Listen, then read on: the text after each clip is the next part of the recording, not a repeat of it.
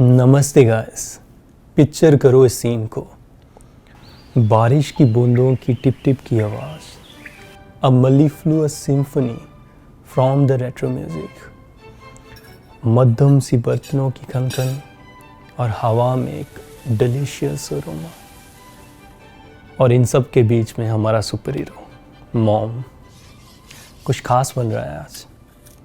इतने में आप आवाज़ लगाते हो, माँ क्या बना रही हो, और किचन में से माँ की आवाज़ आती है, बताती हूँ आजा, पहले सब्जियाँ कटवा दे मेरे साथ।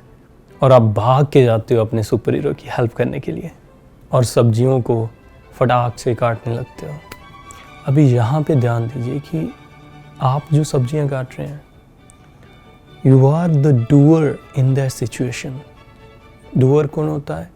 The one who determines, the one who controls the situation, one who has control over the situation. तो आपका किस चीज़ पे कंट्रोल है? सब्जियों के ऊपर। आप सब्जियों को काट रहे हैं, और अगर मैंने आपके पॉइंट ऑफ व्यू से लिखना हो सेंटेंस, डूअर के पॉइंट ऑफ व्यू से, तो मैं सेंटेंस को लिखूँगा एक्टिव फॉर्म में, क्योंकि स्पॉटलाइट किस पे है? स्पॉटलाइट है डूअर पे, हमारे कर्ता पे। और अगर स्पॉटलाइट शिफ्ट करके हम लोग रिसीवर पे डाल दें, तो हम सब्जियों को सेंटर रख के सेंटेंस बनाएं, तो हम उसको पैसिव में लिखेंगे। तो अगर एक्टिव में लिखना होगा तो हम लिखेंगे you are chopping the vegetables. अगर हमने सब्जियों को, रिसीवर को सेंटर में रखकर सेंटेंस लिखना होगा तो हम लिखेंगे the vegetables are being chopped by you, passive में। और एक और एग्जांपल से समझते हैं हम इसको।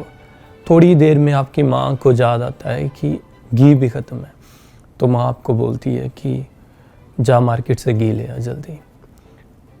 आप भाग कर जाते हो अपना कर्तव्य निभाने के लिए, अपनी प्यारी सी साइकिल को बाहर निकालते हैं, जिसको आप प्यार से कृष भी बुलाते हैं, और एक लंबी सी सड़क पे अपनी छोटी सी यात्रा शुरू करते हैं।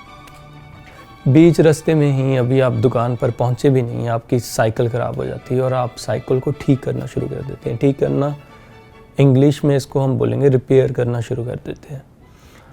और यहाँ पे कंट्रोल में कौन है, आप मुझे बताइए?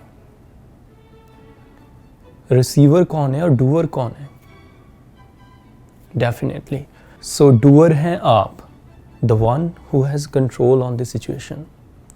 एंड रिसीवर कौन है? बाइसाइकिल।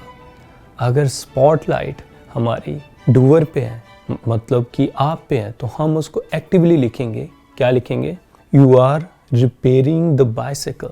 और अगर हमारी स्पॉटलाइट शिफ्ट होकर रिसीवर पे चली जाए और हम रिसीवर को सेंटर में रखकर, रिसीवर को मुख्य रखकर सेंटेंस लिखें, तो उस सिचुएशन में हम सेंटेंस लिखेंगे पैसिव वॉइस में। तो क्या लिखेंगे? The bicycle is being repaired by you. So receiver को अगर सेंटर में रखना है तो पैसिव में लिखेंगे, जो कि सेंटेंस के शुरू में आ जाएगा। और अगर डूअर को हमने सेंटर में रखना है, अगर डूअर हमारा सेंटर ऑफ अटेंशन है, तो हम उसको एक्टिव में लिखेंगे, जो कि सेंटेंस के पहले आ जाएगा। तो इतना आसान है एक्टिव और पैसिव को समझना। मुझे उम्मीद है कि आप लोगों को समझ लगी होगी। यह था वीडियो का सेकंड पार्ट, और थर्ड पार्ट में हम लोग डिस्कस करेंगे कि पैसिव वॉइसेस की ज़रूरत ही क्यों है हमें।